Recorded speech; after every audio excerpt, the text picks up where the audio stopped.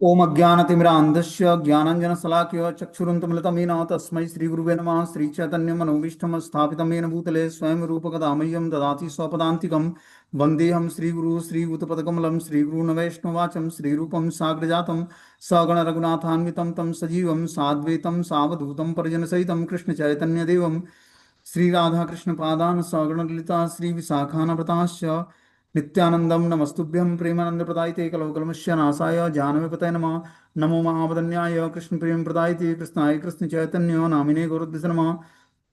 अनर्पित चरिचिरात करुणावतीर्णो कलौ समर्पित उन्नत उज्ज्वल रस स्वभक्ति श्रियम हरिपुरट सुंदर गुतकदम संदीपितम सदा हृदय कंदरे स्मृत्वा सचिनंदनम संसार दुःख जलदो पतितस्य कामा क्रोधादीन क्रम करे कवलीकृतस्य दुर्वासना निगडितस्य निराश्रयस्य चैतन्य चंद्रम देहि पदावलंबम चैतन्य चंद्रम हृदि कुंदम्बिकास्यम हृदयं विदेहि चिंतन भृंगरंगे किंचापराधतिमिर्निविड्ढविदूयं पादामृतं सदा पायत् दुर्गतं माम् आजानुलम्बितभुजो कनकावदातो सङ्कीर्तनैकपितरो कमलायताक्षो विश्वम्भरो द्विकरो युगधर्मपालो वन्दे जगत्प्रियकरो करुणावतारो नमस्त्रैकालसत्याय जगन्नाथाय सुताय च सभृत्याय सपुत्राय सकलत्राय ते नमः। अवतीर्णो साकरुण्यो परिच्छिन्नो सदीश्वर श्रीकृष्ण चैतन्य नित्यानंदोद्वय भ्रातरं भजे स जयतु विशुद्ध विक्रमं कनकाभ्यं कमलायते क्षणं वर्जाननं विलम्बितं खण्डुभुजि बहुधा भक्तिरसाभिनर्तकं जयति जयतु देव कृष्ण चैतन्य चन्द्रो जयति जयतु कीर्तितस्य नित्या पवित्रं जयति जयतु वृत्तस्य विश्वेश्वमूर्ति जयति जयतु नृत्यत्वस्वरूप प्रियाणम् पंचतत्वात्मकं कृष्णं भक्तरूपस्वरूपकं भक्तावतारं भक्ताख्यं नमामि भक्तिशक्तिकम्। जय श्री कृष्ण चैतन्य प्रभु नित्यानंद श्री अद्वैत गदाधर श्रीवासादि श्री गौर भक्तवृंद। हरे कृष्णा कृष्ण कृष्ण हरे हरे, हरे राम राम राम हरे हरे।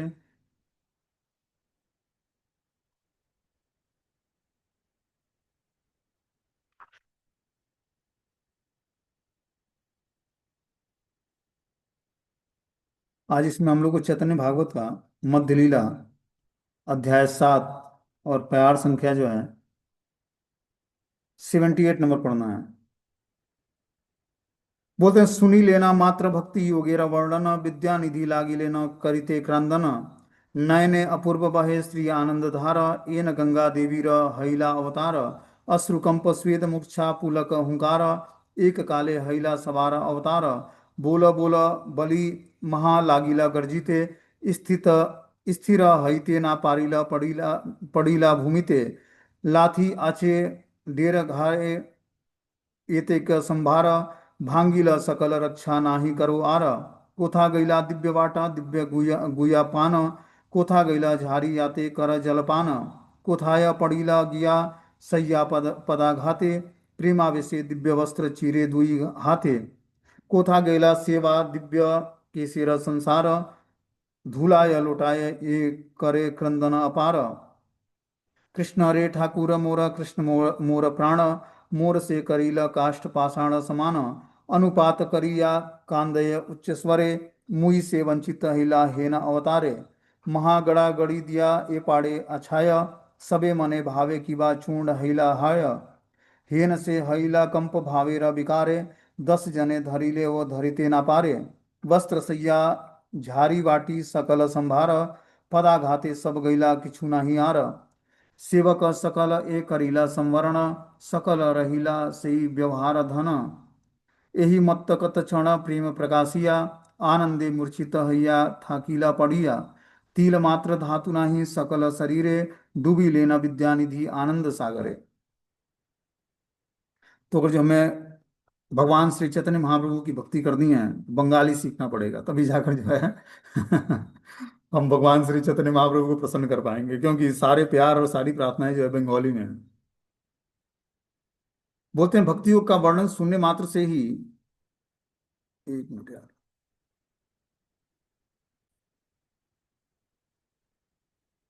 बोलते हैं भक्ति योग का वर्णन सुनने मात्र से ही विद्यानिधि क्रंदन करने लगे, नेत्रों से आनंद की अपूर्व धाराएं बहने लगी, मानो गंगा देवी का अवतार हो चुका हो। अश्रुकंप स्वेद मूर्छा पुलक हुंकार आदि सब सात्विक विकार एक ही समय में प्रकट हो गए। बोलो बोलो कहकर वे महान गर्जना करने लगे। वे स्थिर नहीं रह पाए और भूमि पर गिर पड़े। उनके पद प्रहार से सारा साज सामान नष्ट हो गया, कुछ भी नहीं बच सका। कहा गया वह सुंदर पान का बाटा, कहाँ गए वे सुंदर पान सुपारी, और कहाँ गया वह जलपात्र जिससे जल पीते थे। पदाघात से सैया कहीं कहीं की कहीं जा पड़ी। प्रेमावेश में दोनों हाथों से अपने सुंदर वस्त्रों से वे चीरने लगे। उस सुंदर केसों का संवारण कहाँ चला गया। अब तो वे धूल में लौट रहे थे और बहुत क्रंदन कर रहे थे। हे मेरे ठाकुर कृष्ण, हे मेरे प्राणधन, मुझे तुमने काष्ठ पाषाण के समान बना दिया है। इस प्रकार अनुताप करते हुए ऊंचे स्वर से रोने लगे और कहने लगे कि ऐसे अवतार में भी मैं ही एक वंचित रह गया हूँ। भूमि पर लोटपोट होते हुए जब वे पछाड़ खाकर गिरते तो सब सोचने लगते कि कहीं इनकी हड्डी पसली तो चूर चूर नहीं हो गई। भाव विकारों से उनका शरीर ऐसा कांपने लगा कि 10 व्यक्तियों द्वारा पकड़े जाने पर भी उन्हें पकड़ कर नहीं रखा जा सकता था। पदाघात से वस्त्र, सैया, जलपात्र, बाटी सब कुछ नष्ट भ्रष्ट हो गया। कुछ भी नहीं बचा। जिस व्यवहार की वस्तुओं को उस सेवकों ने संभाल लिया, बस वे ही बची रही। इस प्रकार कुछ समय तक प्रेम प्रकाश करके फिर वे आनंद में मूर्छित होकर गिर कर पड़े रहे। उनके समस्त शरीर में तिल भर की भी धातु नहीं रही। विद्यानिधि संपूर्ण रूप से आनंद सागर में डूब गए। तो हम लोग देखते हैं कि जो है, जब मुकुंद लेकर जाते हैं गदाधर पंडित को विद्यानिधि के पास, पुंडरीक विद्यानिधि जो कि वृषभानु जी के अवतार हैं, जो वृषभानु जी श्रीमती राधा रानी के पिताजी हैं, वो गौर लीला में जो है पुंडरीक विद्यानिधि बनकर आते हैं और गदाधर पंडित स्वयं श्रीमती राधा रानी है। तो जो उस समय पुत्र और सॉरी पिता और पुत्री का संबंध था, वही यहाँ पर शिष्य और गुरु का संबंध है। वही वृषभानु जी पुंडरीक विद्यानिधि बनते हैं और वही गदाधर पंडित जो है श्रीमती राधा रानी के अवतार हैं। राधा रानी स्वयं गदाधर पंडित है। तो कृष्ण लीला में वो पुत्र और पुत्री और पिता का संबंध था, वही जो है यहाँ पर गुरु और शिष्य का संबंध हो जाता है। तो मुकुंद पंडित जो है गदाधर पंडित को ले आते हैं इनसे मिलाने के लिए पुंडरीक विद्यानिधि से। तो पुंडरीक विद्यानिधि को देखते क्या है कि जो है वो राजकुमार जैसे, पुंडरीक महाशय ऐसे विराजमान थे जैसे कोई राजकुमार पधारे हों। पीतल से निर्मित सुंदर पलंग शोभायमान था। उसके ऊपर 3 सुंदर चदोवे तने हुए थे। पलंग के ऊपर अति महीन वस्त्रों की सुंदर सैया सजी हुई थी। चारों ओर रेशमी वस्त्र के तकिए शोभा दे रहे थे। 5-7 छोटे जलपात्र रखे हुए थे। पीतल का एक सुंदर पानदान रखा हुआ था। पलंग के दोनों तरफ सुंदर पीकदानियां शोभा पा रही थीं। वे पान चबा रहे थे और होठों को देख देख कर हंस रहे थे। 2 सेवक सुंदर मोर पंखों से बने पंखों को निरंतर उनके ऊपर हवा झल रहे थे। ललाट पर चंदन का ऊर्ध्वपुंड तिलक था जिसको सुगंधित युक्त लाल अबीर की बिंदुओं से शोभा दे रही थी। उनके सजे सवरे हुए केसों की शोभा का तो कहना ही क्या, उनमें दिव्य गंध युक्त आंवले के अतिरिक्त और कुछ भी नहीं था। भक्ति के प्रभाव से उनका देह मद मदन कामदेव के समान दिखाई दे रहा था। जो व्यक्ति उन्हें पहचानते नहीं थे, वे उन्हें राजकुमार ही समझते थे। सामने एक विचित्र डोला पालकी रखा हुआ था। उनके व्यवहार में आने वाला सब साज सामग्री विषयी लोगों का सा था। तो गदाधर पंडित ने देखा कि ये कैसे वैष्णव है जो इतने महंगे पलंग पर, जो कि हिंगूल और पीतल के बने सुंदर पलंग पे शोभायमान, मतलब उस पर बैठे हुए हैं। और बस जो है बिस्तर भी कैसा है, 3 सुंदर 14 तने हुए थे। पलंग के ऊपर अति महीन रेशमी वस्त्र की सैया बिछी हुई थी। चारों तरफ रेशमी वस्त्र के तकिया शोभा पा रहे थे। 5-7 छोटे छोटे जलपात्र रखे थे और पीतल का एक सुंदर पानदान रखा था जिसमें पान भरा हुआ था। पान चबा रहे हैं और पलंग के दोनों ओर सुंदर पिकदानियां रखी हुई हैं। जो पान चबाते, तो जो पान चबाने के बाद जो थूकना होता है वो पिकदानी में थूकते हैं। और क्या देखते हैं कि जो है 2 मोर पंख के चवर लेकर 2 सेवक जो है उन पर पंखा झल रहे हैं। तो कोई भी देखेगा ऐसे वैष्णव को ये कैसा वैष्णव, ऐसा ये मतलब ये कौन सा भक्त हो गया भगवान का इस तरह से। तो गदाधर पंडित बहुत ही कंफ्यूज हुए कि इस तरह से मुकुंद मुझे जो है मेरे साथ मजाक क्यों कर रहे हैं, ऐसे व्यक्ति से मुझे मिलाने के लिए क्यों लाया है इन्होंने। वही यहाँ पर बता रहे हैं कि जो है भक्ति योग, अब जो है मुकुंद ने सोचा कि इनके सामने जो है मुकुंद क्या बोलते हैं, विद्यानिधि का जो है भक्ति की महिमा का वर्णन शुरू करते हैं कि विद्यानिधि है कौन, इनको कैसे पहचाना जाए कि भक्ति में महान बढ़े चढ़े वैष्णव हैं। कि इतने ऑपुलेंस देने के बाद भी चैतन्य महाप्रभु की कृपा से इतने ऑपुलेंस मिले मिले हुए हैं उनको, लेकिन वो उसके बाद भी भगवान के महान भक्त हैं। तो क्या बोलते हैं कि जो है, एक इसको श्लोक बोलते हैं कि अहो बकीय स्तन कालकूटम जिज्ञासया याप्य यदप्य साध्वी लोभे गतिम धातृ चिता ततो अन्य कम वा दयालु शरणम व्रजेमः। अहो कैसा आश्चर्य है, बकासुर की बहन दुष्टा पूतना ने प्राण विनाश की इच्छा से प्रेरित होकर जिस कृष्ण को कालकूट मिश्रित स्तनपान कराया था, उसे भी श्री कृष्ण ने धात्री गति प्रदान की है। उस परम दयालु श्री कृष्ण के अतिरिक्त और किसने किसके शरणापन्न हुआ जाए। पूतनालोक बालग्नि राक्षसी रुधिरासना जिज्ञासया यापि हरे अस्तना दत्वाप्य सदगतिम। रक्त पाइनियों एवं लोक शिशुओं घातिनी राक्षसी पूतना ने हनन करने की इच्छा से श्री कृष्ण को स्तनपान कराते हुए भी गोलोक की गति प्राप्त की। भगवान ने उस पूतना को धात्री गति मतलब माता की गति प्रदान की। ऐसे परम दयालु कृष्ण को छोड़कर कोई व्यक्ति किसके पास जाएगा? जो परम दयालु कृष्ण हैं उनके अतिरिक्त किसके शरणापन्न हुआ जाए, किसकी शरण ग्रहण किया जाए? जिसने एक आसुरिनी जो कि ब्रज में आए हुए समस्त बालकों का रक्त पीती थी, वो क्या थी? पिशाचिनी थी, डाकिनी। बोलते हैं शिशु घातिनी थी वो। पूतना क्या करती, सारे ब्रज के बालकों को पहले मारती है, उसका खून चूस जाती थी।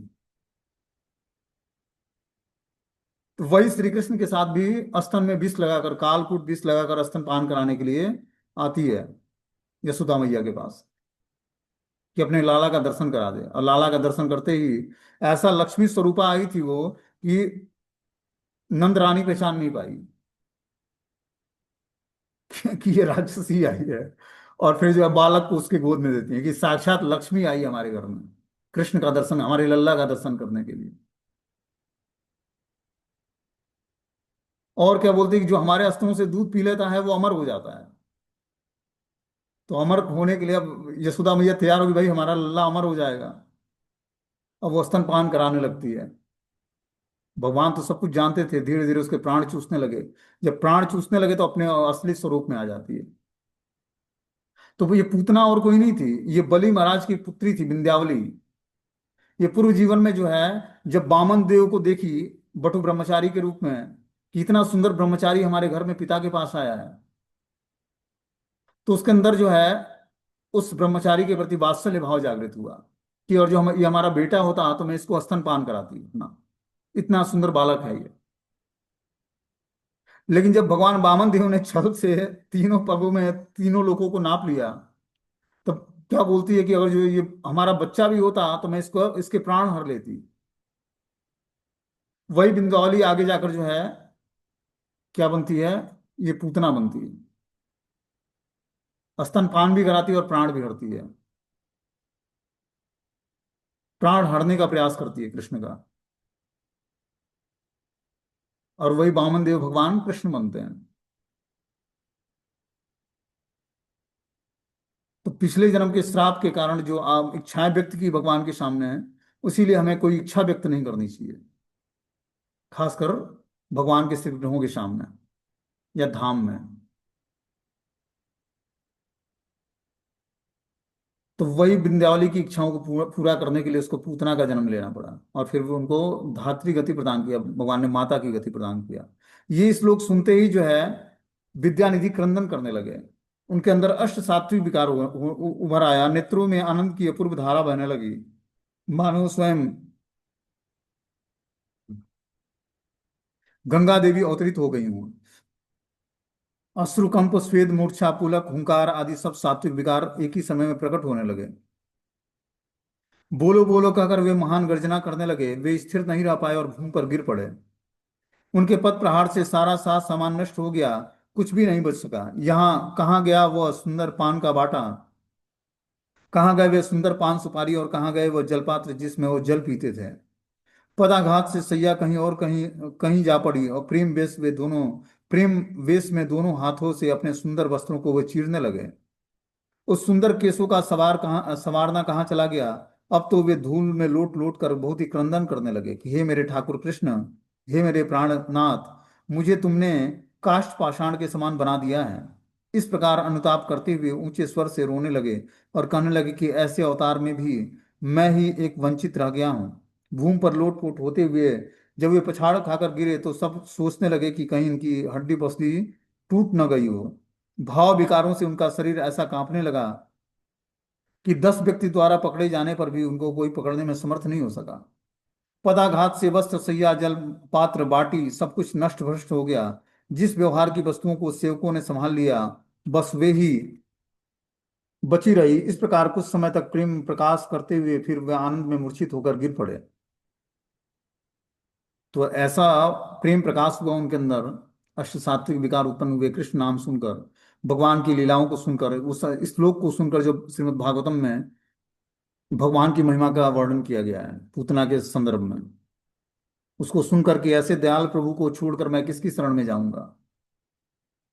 सुनने मात्र से उनके अंदर सात्विक विकार उत्पन्न हो गए। ये है प्रेमा भक्ति के लक्षण। प्रेमा भक्ति में व्यक्ति जो है नाम सुनते ही, भगवान का नाम रूप गुण लीला सुनते ही उसके अंदर ऐसे विकार उत्पन्न होते हैं कि बाह्य जगत की चेतना ही नहीं होती, वो अंतरंग चेतना में डूब जाता है उसमें। तब जाकर वो भगवान के प्रेम को प्राप्त कर पाता है। बोलते हैं, देखी गदाधर महा हईला विस्मित, तखने से मने बड़ा हईला चिंतित। हीर महाशय आमी अवज्ञा करिलु, कौन बा अशुभ क्षणे देखिते आइलु। यह देखकर गदाधर को महान विस्मय हुआ। वे मन में बड़े ही चिंतित हुए, मैंने ऐसे महाशय की अवज्ञा कर डाली है। न जाने मैं किस अशुभ घड़ी में इनके दर्शन करने को चला आया। अब गदाधर पंडित बहुत ही अचंभित हो जाते हैं, विस्मित हो जाते हैं। वे मन में बड़े ही चिंतित होते कि मैंने ऐसे महाशय की अवज्ञा कर डाली है। न जाने मैं किस अशुभ घड़ी में इनके दर्शन करने को चला आया। गदाधर पंडित ने विद्यानिधि महाशय के विलास के उपकरणों और उनकी भोगों के में निपुणता को देखकर उनमें भगवत भक्ति का अभाव है ऐसा मन में विचार किया था। किंतु मुकुंद के मुख से पूतना के प्रति कृष्ण के अनुग्रह की कथा सुनकर विद्यानिधि के शरीर में जिस विलास के उपकरणों के प्रति जैसी उनकी उदासीनता हुई, उसे देखकर गदाधर को भारी विस्मय हुआ। साधारण मूढ़ व्यक्ति रूप, रस, गंध, शब्द, स्पर्श आदि विषयों में किस प्रकार अभिनिष्ट होते हैं, एवं विद्यानिधि महाशय उन सब विषयों में किस प्रकार निष्क्रिय हैं, उन सब वस्तुओं का सानिध्य पाकर भी उनमें आसक्त न होकर वे अंतः स्थिर प्रवृत्ति के बल से केवल कृष्ण सेवा में उत्कंठा रखते हैं, यह देखकर गदाधर अति विस्मित हुए एवं ऐसे महाभागवत को साधारण विलासी पुरुष के समान मानने के कारण उनमें वैष्णव अपराध हुआ, यह सोचकर वे चिंतित हो गए। तो गदाधर पंडित ने जब देखा इस तरह के अष्ट सात्विक विकार और इस तरह के मतलब साधारण भोग विलास के उपकरणों में लगे हुए विद्यानिधि महाशय के अंदर ऐसे मुकुंद के मुख से जो पूतना के प्रति कृष्ण के अनुग्रह की कथा सुनकर विद्यानिधि के शरीर में जो विलास के उपकरणों के प्रति उदासीनता देखी, उसको देखकर गदाधर पंडित विस्मित हो गए। और क्या हुआ बता रहे हैं कि साधारण मूढ़ व्यक्ति रूप, रस, गंध, शब्द, स्पर्श आदि विषयों में किस प्रकार अभिनिष्ट होता है, एवं विद्यानिधि महाशय उन सब विषयों में किसी प्रकार निष्क्रिय रहे। उन सब वस्तुओं का सानिध्य पाकर भी उनमें आसक्त न होकर वे अंत स्थित प्रवृत्ति के बल पर से केवल कृष्ण सेवा में उत्कंठा रखते थे। यह देखकर गदाधर अति विस्मित हुए कि ऐसे महाभागवत को साधारण विलासी पुरुष के समान मानने के कारण उनमें वैष्णव अपराध किया है, और यह सोचकर वे चिंतित हो गए। बोलते हैं, मुकुंदेर परम संतोष करी कौले, सिंचिले न अंग तार प्रेमानंद जले। मुकुंदा अमार तुम्ही कैला बंधु कार्य, देखा इले भक्त विद्यानिधि भट्टाचार्य। एमत वैष्णव की बा अच्छे त्रिभुवने, त्रिलोक पवित्र हैया भक्ति दर्शने। आज आमी एड़ा इनु परम संकटे, सोहो ए कारण तुम्ही आक्षिला निकटे। विषयीर परिच्छद देखिया उहान, विषयी वैष्णव मोर चित्ते हिला ज्ञान। बुझिया अमार चित्त तुम्ही महाशय, प्रकाशिला पुंडरीक भक्तिर उदय। एत खानी आमी करी याची अपराध, तत्त खानी करा इव चित्ते प्रसाद। ए पथे प्रविष्ट एत सब भक्तगणे, उपदेष्टा अवश्य करेन एक जने। फिर परम संतुष्ट होकर गदाधर ने मुकुंद को अपनी गोद में ले लिया और उनके अंगों को अपने प्रेम अश्रु जल से सिंचित करने लगे। वे बोले, मुकुंद तुमने मेरे साथ यह बंधु का कार्य किया है जो मुझे भक्त विद्यानिधि भट्टाचार्य के दर्शन कराए हैं।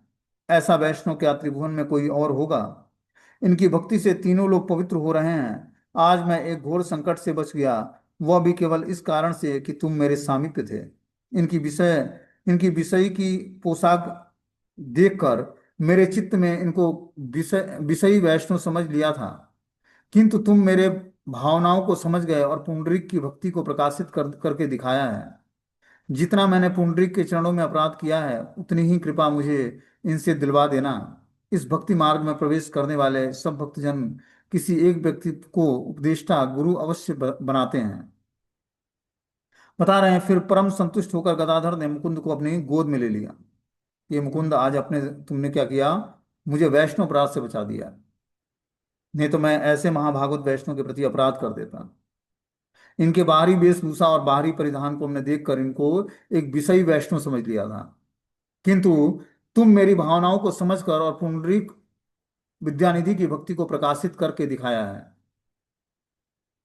पुंडरीक विद्यानिधि, पुंडरीक का अर्थ होता है भगवान। श्री कृष्ण का नाम है पुंडरीक।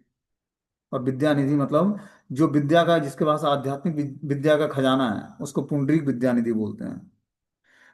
बता रहे हैं कि जो है, पुंडरीक की भक्ति को प्रकाशित करके दिखाया है। जितना मैंने पुंडरीक के चरणों में अपराध किया है, उतनी ही कृपा मुझे इनसे दिलवाना होगा।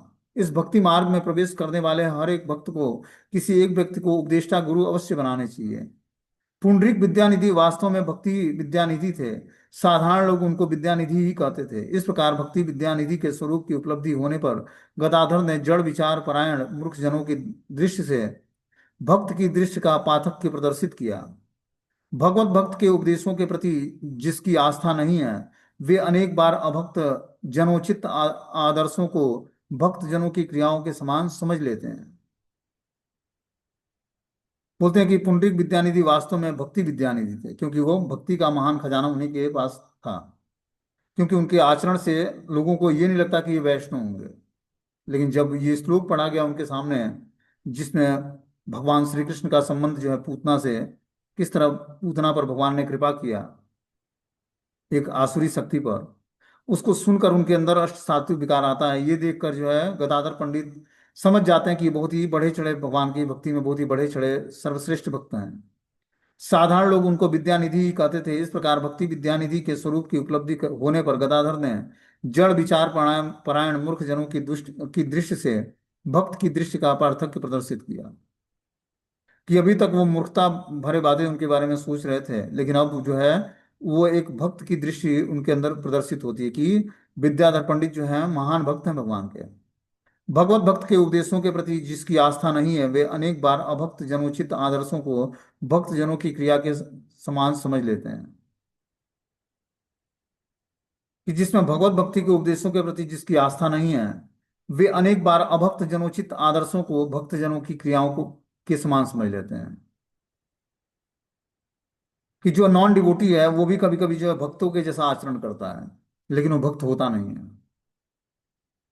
तो जिसके पास ज्ञान की कमी है, भगवत भक्ति का कमी है, या उपदेश सुनने की कमी है, वो व्यक्ति ऐसा करता है। बोलते हैं, श्री नवदीप धाम प्रचारिणी सभा के सदस्यगण और श्री विश्व वैष्णव राज सभा के सेवकों को भक्ति सूचक पदवी द्वारा भक्त का सम्मान निर्देशित करते हुए, लाइट ही चला गई, उसको न समझकर अभक्त जन भ्रांति में पड़ जाते हैं। एक भक्त और अभक्त के पार्थक्य का निर्णय करने में अज्ञता दिखाते हैं। भ्रांति तुच्छता को दिखाने के लिए ही श्री गौर लीला में पुंडरीक और गदाधर ने इस लीलाओं का प्रदर्शन किया। क्योंकि मुकुंद ने गदाधर पंडित को पुंडरीक विद्यानिधि की भक्ति के दर्शन करने का सुयोग प्रदान किया था। मुकुंद पंडित की कृपा से गदाधर पंडित पुंडरीक विद्यानिधि के भक्ति को जान पाए। बोलते हैं, विद्यानिधि के द्वारा जड़ विलास में मत व्यक्ति किए से आदर्श का दर्शन कराने का अभिनय किए जाने पर गदाधर प्रभु ने भ्रांति लीला के प्रकाश में पुंडरीक जैसे परम वैष्णव को साधारण बुद्धि वाले मनुष्य की तरह समझ लिया था, जिससे वैष्णव अपराध रूप विपद संभव था। वह विपद मुकुंद के गान से दूर हो गई और उसके लिए कृतज्ञ होने से वे ही गदाधर की यह उक्ति हुई है कि मुकुंद पंडित ने उनको एक वैष्णव अपराध से बचाया था। नहीं तो वो जान नहीं पाते कि पुंडरीक विद्यानिधि कितने महान भगवान के भक्त हैं। जड़ विषयों में मत व्यक्ति वैष्णव की क्रिया मुद्रा को न समझ पाने के कारण उनके प्रति प्रतिपल ही विचार दोष उपस्थित करता है। वह वैष्णव के निकट अपराध संचित करता रहता है, किंतु सुकृति रहने से उसे वैष्णव अपराधी होकर विपदगामी नहीं होना पड़ता। फल्गु वैराग्य रखने से युक्त वैराग्य का आशा उत्तम परिणाम नहीं होता है, परंतु दर्शक के में प्रकृति दर्शन के अभाव के कारण केवल अपराध संचित होता रहता है। चैतन्य आश्रित जन युक्त वैराग्य या फल्गु वैराग्य के मध्य जो भेद है उसको समझ सकते हैं। इसलिए जगत के साधारण मूर्ख और लोभी जनों की अपेक्षा वे सब प्रकार से श्रेष्ठ हैं। वे ही जगत में गुरु का कार्य करने में समर्थ हैं। चैतन्य देव के अनुगत्य के बिना बहुत से मनुष्य प्रपंच दर्शन में अपनी अपनी मूर्खता का ही आदर्श प्रस्तुत करते हैं। तो बता रहे हैं यहाँ पर कि चैतन्य आश्रित जन युक्त वैराग्य और फल्गु वैराग्य के मध्य जो अंतर होता है उसको जानते हैं कि युक्त वैराग्य क्या है और फल्गु वैराग्य क्या है। युक्त वैराग्य है कि हर चीजों को भगवान की सेवा में लगा देना, और फल्गु वैराग्य क्या होता है कि हम वो वैराग्य जैसा दिखता है लेकिन वैराग्य होता नहीं है। ठीक है ना। ऊपर से वैराग्य दिखता है और अंदर से जो है भोगों का चिंतन होता है, ऐसा वैराग्य जो है फल्गु वैराग्य कहलाता है। बोलते हैं इस जगत में साधारण मूर्ख और लोभी जनों को अपेक्षा से वे सब सब प्रकार से श्रेष्ठ हैं। वे ही जगत में गुरु का कार्य करने में समर्थ हैं। बता रहे हैं कि जो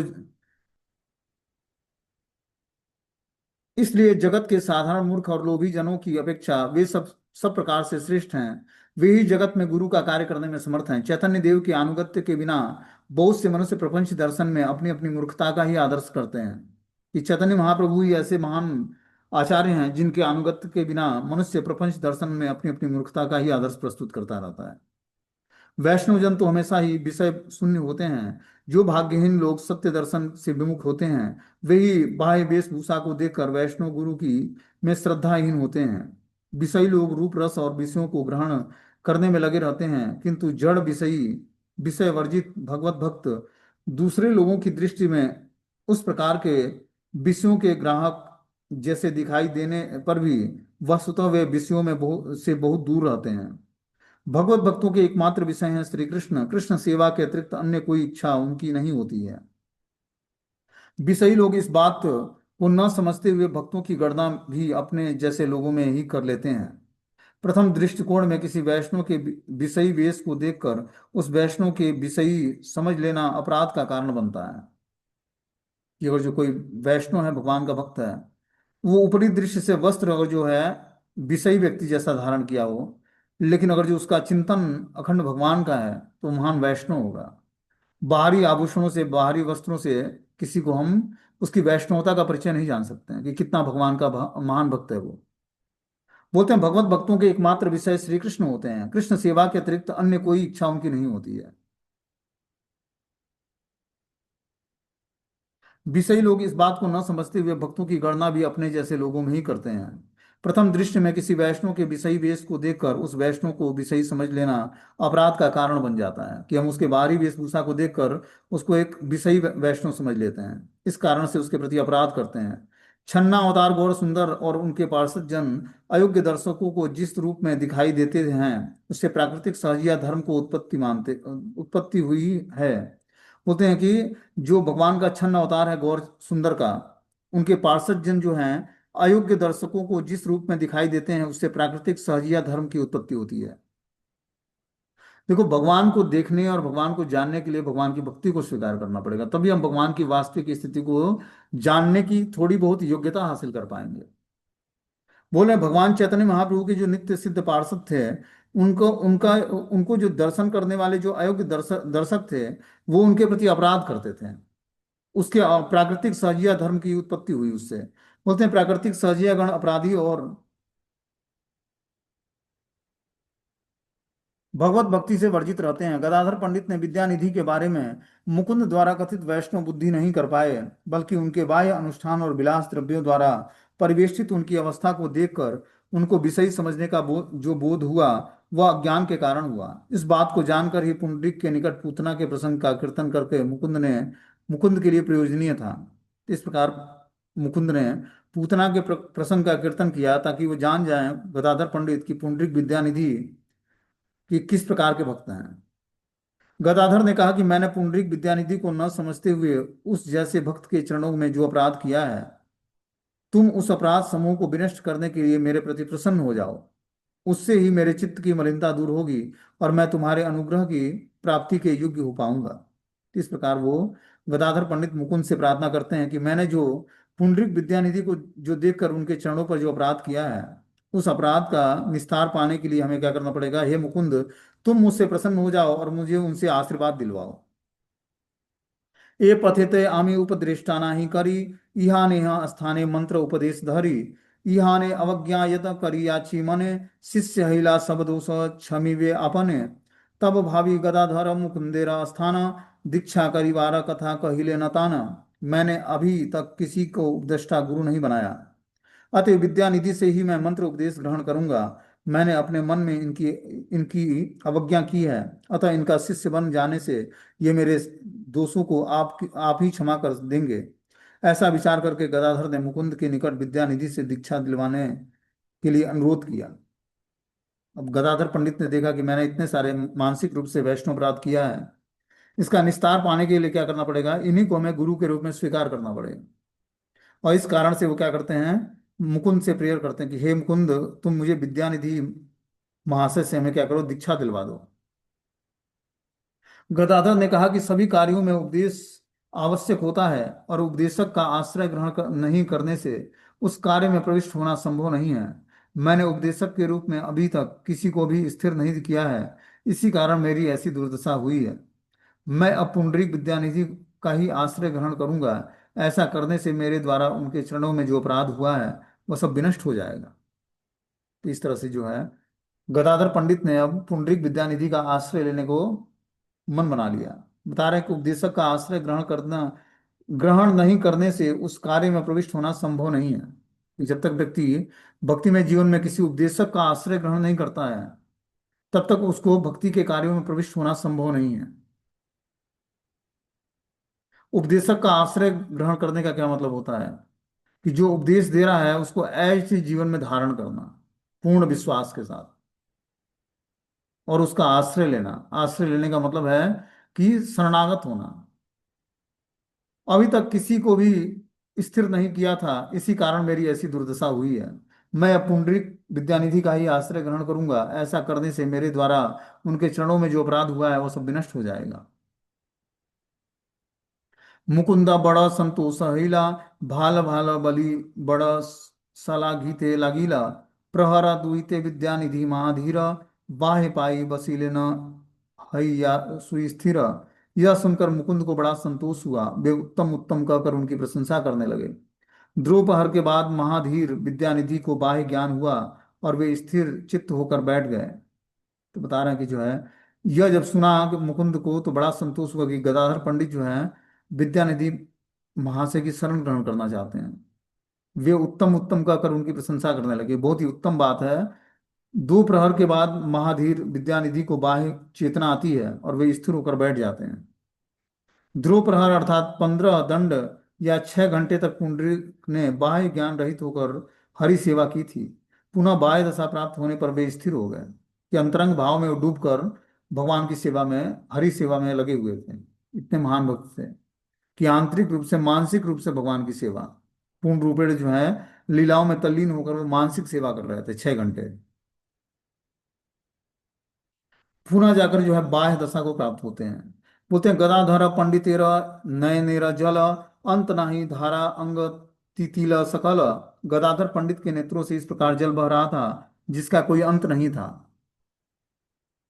उससे उनका सारा शरीर भीग गया। देखिया संतोष विद्यानिधि महाशय, कोला करी थूक लेना आपन हृदय। यह देखकर विद्यानिधि महाशय को बड़ा संतोष हुआ। उन्होंने गदाधर को गोद में लेकर अपने हृदय में लगा लिया। परम संभ्रम में रहिले न गदाधर, मुकुंद कहे न तार मनेर उत्तम। व्यवहारा ठाकुराल देखिया तुम्हारा, पूर्व किछु चित्त दोष जन्मिला उहार। एवे तारा प्रायश्चित चिंतित आपन, मंत्र दीक्षा करिवे न तुम्हारे स्थान। विष्णु भक्त विरक्त से सबे बुद्धि रीति, माधव मिश्रेर कुल नंदन उचित। शिशु हैला ईश्वरेर संगे अनुचर, गुरु शिष्य योग्य पुंडरीकाक्ष पुंडरीक गदाधर। आपने बुझिया चित्त एक शुभ दिने, निज इष्ट मंत्र दीक्षा कराह एखाने।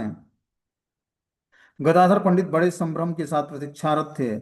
जब मुकुंद उनके मन की बात कहने लगे कि आप बाह्य ऐश्वर्य देखकर उनके मन में कुछ दोष उत्पन्न हो गया था। अब स्वयं चिंतन करते हुए उन्होंने यह प्रायश्चित स्थिर किया है। ये आपसे ही मंत्र दीक्षा लेंगे। ये विष्णु भक्त हैं, विरक्त हैं और बचपन से ही बड़े बूढ़ों की तरह आचरण करते आए हैं। श्री माधव मिश्र के योग्य पुत्र के लिए ऐसे उचित ही है। ये बचपन से ही प्रभु के अनुचर बनकर उनके साथ रहते आए हैं। इसलिए पुंडरीक और गदाधर दोनों ही गुरु शिष्य होने के योग्य हैं। अब आप सोच विचार कर किसी शुभ दिन उनको अपने इष्ट मंत्र की दीक्षा प्रदान करिए। तो इस तरह से गदाधर पंडित के लिए मुकुंद क्या करते हैं, उनसे प्रार्थना करते हैं।